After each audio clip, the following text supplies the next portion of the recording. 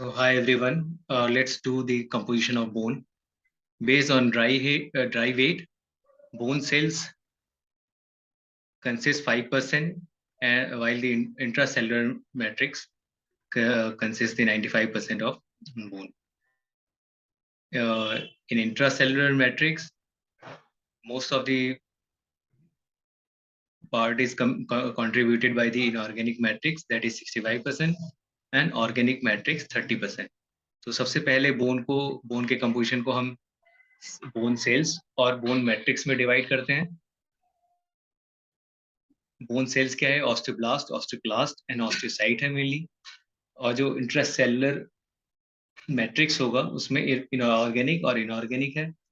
Inorganic में calcium and phosphate है, hydroxy apatite के फॉर्म में रहता है. और ऑर्गेनिक में जो मेन है वो कोलेजन टाइप 1 है, जो कि 80% ऑफ ऑर्गेनिक मैट्रिक्स को कंट्रीब्यूट करता है. तो अदर 20% क्या है? ऑस्टियोकैल्सिन है, ऑस्टियोफॉन्टिन है, ऑस्टियोनेक्टिन है एंड अल्कलाइन फॉस्फेटेज है.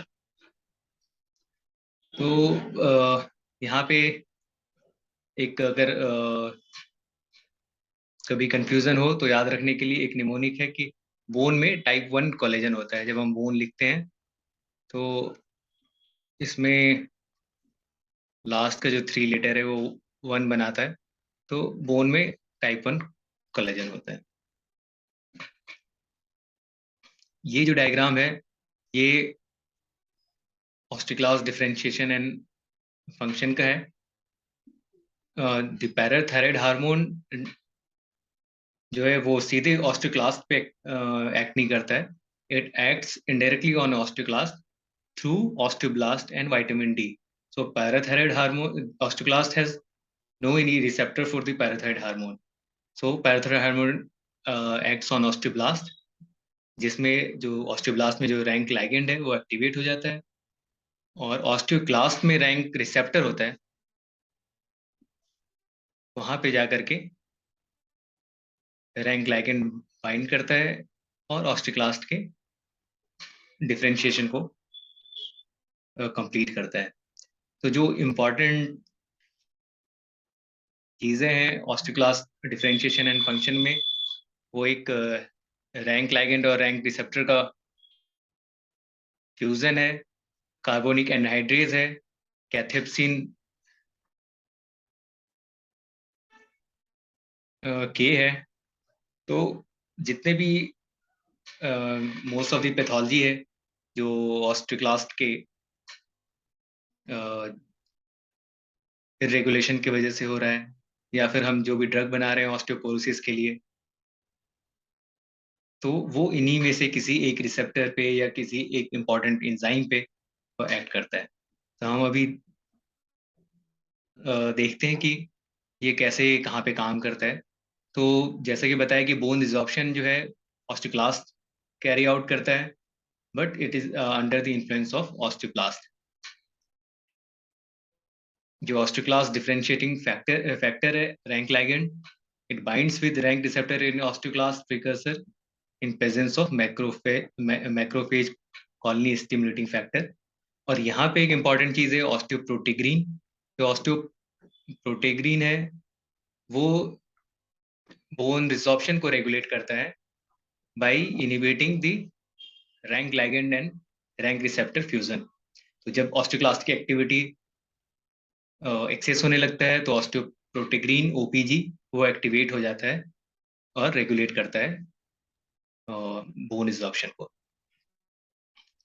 और हम जो ऑस्टियोपोरोसिस में एक यूज करते हैं डेनोसुमाब, वो ड्रग है जो रैंक लाइगेंड को इनहिबिट करता है.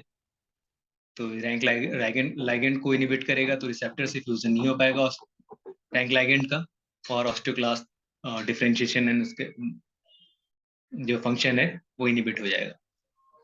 तो जो डेनोसुमाब है उसका यूज करते हैं ऑस्टियोपोरोसिस में, रेमेटॉइड अर्थराइटिस में, पेजेस डिजीज ऑफ बोन में, और skeletal mets from breast, prostate cancer and multiple myeloma में.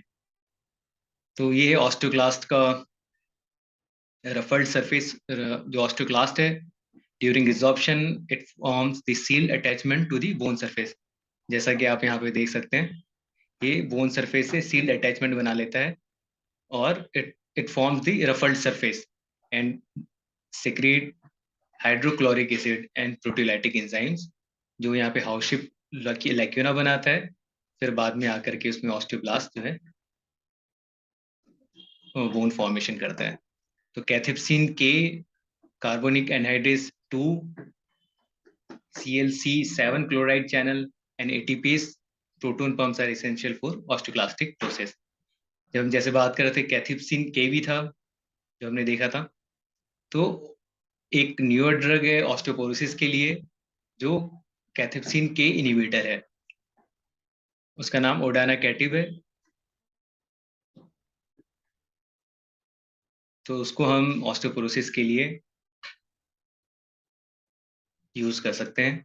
और जो एस्ट्रोजन है वो क्या करता है, वो बेसिकली ऑस्टियोप्रोटेग्रीन है उसको स्टिमुलेट करता है। और ऑस्टियोप्रोटेग्रीन क्या करता था, ऑस्टियोप्रोटेग्रीन बोन रेगुलेट करता था बोन रिजॉर्प्शन को by inhibiting rank ligand and rank receptor fusion. अब हम बोन फॉर्मेशन देख लेते हैं। बोन फॉर्मेशन ऑस्टियोब्लास्ट करता है, it secrete osteoid composed of type 1 collagen, जो हमने इससे पहले ही पढ़ा है कि बोन में टाइप 1 कोलेजन होता है। Bone minerals in the form of hydroxyapatite crystal deposit between collagen fibrils। N terminal telopeptide होता है, specific marker of bone turnover होता है। और amino acids sequence where cross linking occurs in collagen fibrils, terminal and terminal telopeptide. यहाँ पे जो amino acid sequence जहाँ पे क्रॉस लिंकिंग होता है इन कोलेजन फाइबर्स, वो है एन टर्मिनल टेलोपेप्टाइड। अब इसमें जो बोन फॉर्मेशन को रेगुलेट करता है वो BMP है और WNT सिग्नलिंग सिस्टम है। तो फाइब्रस ऑसिफिकेंस प्रोग्रेसिवा जो एक डिजीज है, उसमें BMP रेगुलेशन का जो activating mutation of BMP receptor activin A receptor type 1 ACV1 का एक्टिवेटिंग म्यूटेशन हो जाता है, जो फाइब्रस ऑसिफिकेंस प्रोग्रेसिवा का कॉज है। इसमें progressive transformation of muscles into bone होने लगता है। और BMP को हम कमर्शियली भी बनाते हैं टू ट्रीट नॉन यूनियन। और एक WNT पाथवे होता है जो स्क्लेरोस्टिन है, it regulates WNT pathway in response to skeletal loading. तो जब स्क्लेरोस्टिन है उसका लॉस ऑफ फंक्शन हो जाएगा, तो स्क्लेरोस्टिन काम नहीं कर पाएगा प्रॉपर और रेगुलेट नहीं कर पाएगा WNT पाथवे को। तो इसे इसमें स्क्लेरोस्टियोसिस हो जाता है, जो कि एक रेयर डिजीज है with marked bone mass and cranial nerve palsies. और एक न्यूअर ड्रग है ऑस्टियोपोरोसिस के लिए अगेन, जो स्क्लेरोस्टिन के अगेंस्ट काम करता है, जिसको रोमोसुजुमाब कहते हैं। तो ये स्क्लेरोस्टिन को इनहिबिट कर देता है, जिसकी वजह से जो स्क्लेरोस्टिन है वो रेगुलेट नहीं करता है WNT पाथवे को, and more and more bone formation होता है। तो इसको हम यूज कर सकते हैं ऑस्टियोपोरोसिस में।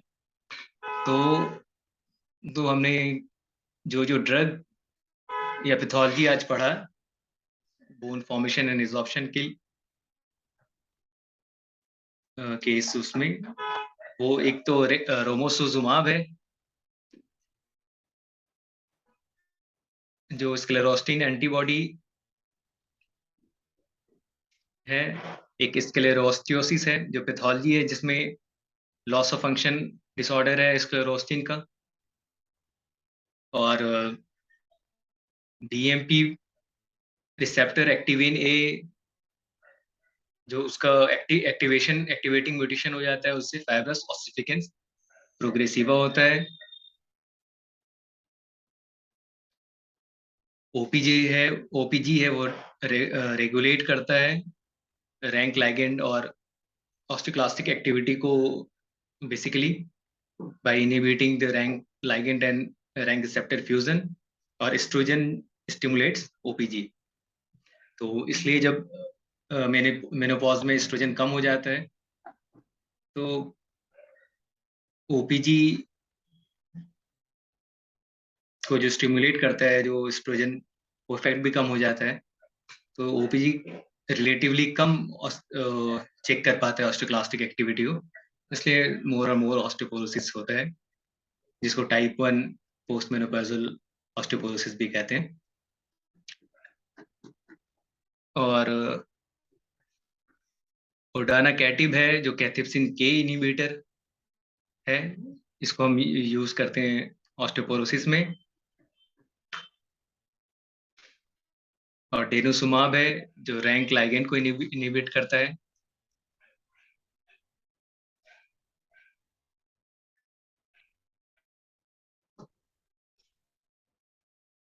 तो ये शॉर्ट में था bone composition and the bone resorption and formation, और उसके साथ एसोसिएटेड पैथोलॉजी और ड्रग्स।